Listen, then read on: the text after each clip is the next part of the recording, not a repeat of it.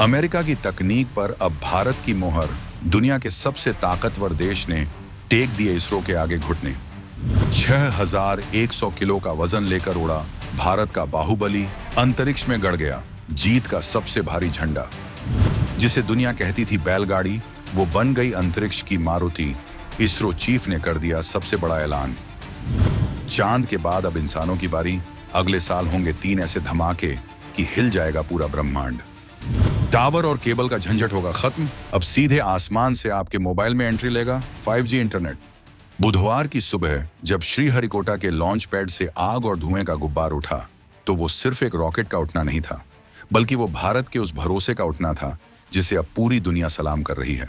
भारत के सबसे ताकतवर रॉकेट LVM-3 ने एक बार फिर वो कर दिखाया है, जिसे करने से पहले दुनिया की बड़ी बड़ी स्पेस एजेंसियां 100 बार सोचती हैं।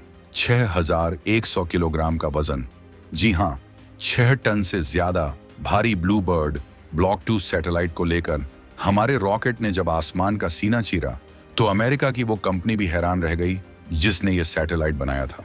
ये इसरो के इतिहास का अब तक का सबसे भारी कमर्शियल पेलोड था, जिसे एकदम मक्खन की तरह उसकी कक्षा में स्थापित कर दिया गया।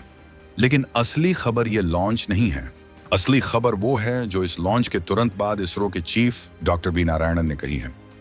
उन्होंने इस रॉकेट को एक ऐसा नाम दिया है जिसे सुनकर हर भारतीय का सीना गर्व से चौड़ा हो जाएगा।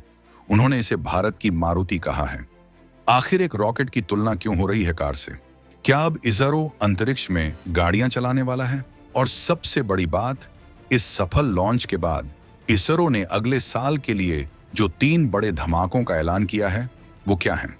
क्या हम सच में इंसानों को स्पेस में भेजने के लिए तैयार हो चुके हैं? और चंद्रयान 4 और 5 को लेकर सरकार ने ऐसा कौन सा ग्रीन सिग्नल दे दिया है जिससे चीन के पसीने छूट रहे हैं? हम आपको बताएंगे इस मारुति रॉकेट की पूरी इनसाइड स्टोरी और आने वाले उन मिशनों का सच जो 2025 में दुनिया हिलाने वाले हैं।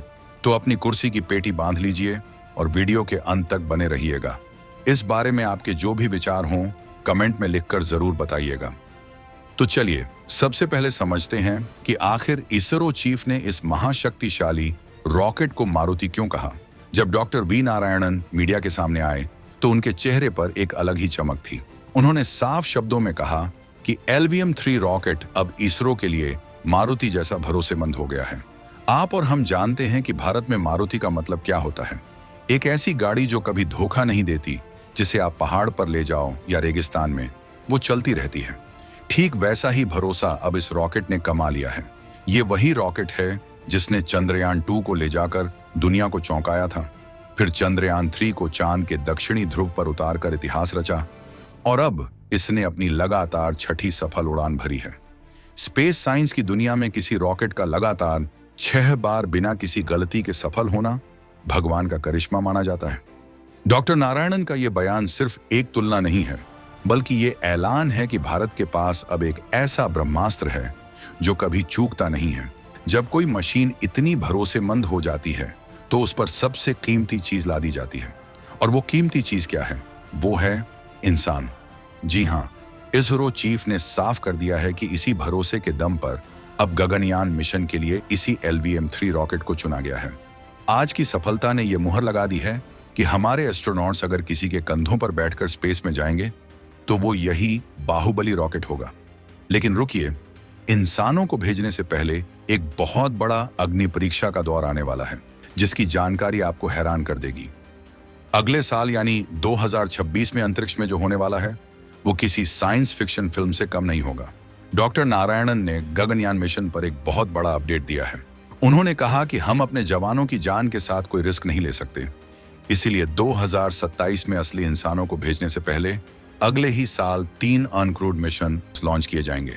अब आप पूछेंगे कि ये अनक्रूड मिशन क्या बला है? तो आसान भाषा में समझिए, ये वो मिशन होंगे जिनमें रॉकेट वही होगा, सिस्टम वही होगा, बस अंदर इंसान नहीं होंगे। उनकी जगह हाईटेक रोबोट्स या सेंसर वाले पुतले भेजे जाएंगे। इसरो देखना चाहता है कि स्पेस में जाने और वापस आने के दौरान तापमान, दबाव और वाइब्रेशन का क्या असर होता है। ये तीनों test mission back to back होंगे। ये एक तरह से नेट प्रैक्टिस है, ताकि जब फाइनल मैच हो तो हम सिक्सर ही मारें। इन मिशनों में रॉकेट और क्रू मॉड्यूल की सुरक्षा को बार बार परखा जाएगा। पीएम मोदी का विजन एकदम साफ है, जीरो एरर, यानी गलती की कोई गुंजाइश नहीं। जब ये तीनों टेस्ट 100% सफल हो जाएंगे, तभी भारतीय एस्ट्रोनॉट्स को हरी झंडी मिलेगी। सोचिए, अगले साल जब एक के बाद एक 3 रॉकेट ऊपर जाएंगे, तो दुनिया की नजरें सिर्फ भारत पर होंगी। ये तैयारी बताती है कि भारत अब अमेरिका और रूस के क्लब में बैठने के लिए नहीं, बल्कि उस क्लब को लीड करने के लिए तैयार हो रहा है। लेकिन खुशखबरी का पिटारा यहीं बंद नहीं हुआ। इसरो चीफ ने चंद्रयान 4 और चंद्रयान 5 को लेकर जो खुलासा किया है, उसने तो अंतरिक्ष प्रेमियों की नींद ही उड़ा दी है। सरकार ने इन दोनों मिशनों को मंजूरी दे दी है और अब इसरो में काम नॉर्मल मोड में नहीं, बल्कि फास्ट ट्रैक मोड में चल रहा है। डॉक्टर नारायणन ने एक बहुत ही शानदार बात कही। इसरो में हम कहते हैं कि कड़ी मेहनत का इनाम और ज्यादा काम है। मतलब सरकार खुश है, देश खुश है, इसलिए वैज्ञानिकों को अब और बड़े लक्ष्य दिए गए हैं। चंद्रयान 3 ने तो सिर्फ लैंडिंग की थी, लेकिन चंद्रयान 4 का मकसद चांद की मिट्टी को खोदकर उसे वापस धरती पर लाना होगा। ये टेक्नोलॉजी अभी तक गिने चुने देशों के पास है, और चंद्रयान 5 वो तो उससे भी आगे की कहानी लिखेगा। इसरो की लैब में वैज्ञानिक दिन रात एक कर रहे हैं। ये मिशन भारत को उस रेस में सबसे आगे खड़ा कर देंगे, जहां अभी चीन और अमेरिका आपस में लड़ रहे हैं। सरकार ने इसरो को खुली छूट दे दी है कि जो संसाधन चाहिए ले लो, लेकिन तिरंगा अब चांद से आगे भी लहराना चाहिए। ये विकसित भारत 2047 की वो नींव है जिस पर भविष्य की इमारत खड़ी हो रही है। अब जरा उस खजाने की बात करते हैं जिसे आज हमारे मारुति रॉकेट ने आसमान में पहुंचाया है। ये 6100 किलो का ब्लूबर्ड ब्लॉक 2 सैटेलाइट कोई मामूली मशीन नहीं है। इसे आप आसमान में उड़ता हुआ स्मार्टफोन टावर कह सकते हैं।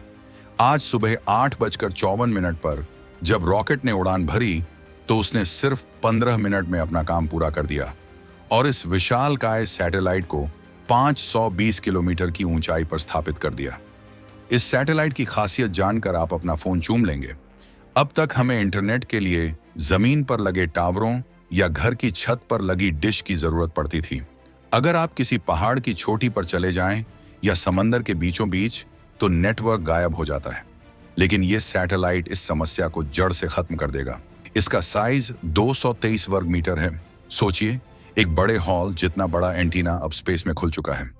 इसका काम है स्पेस से सीधे आपके और हमारे साधारण स्मार्टफोन पर 5G इंटरनेट और कॉलिंग की सुविधा देना, बिना किसी डिश के, बिना किसी एक्स्ट्रा तार के।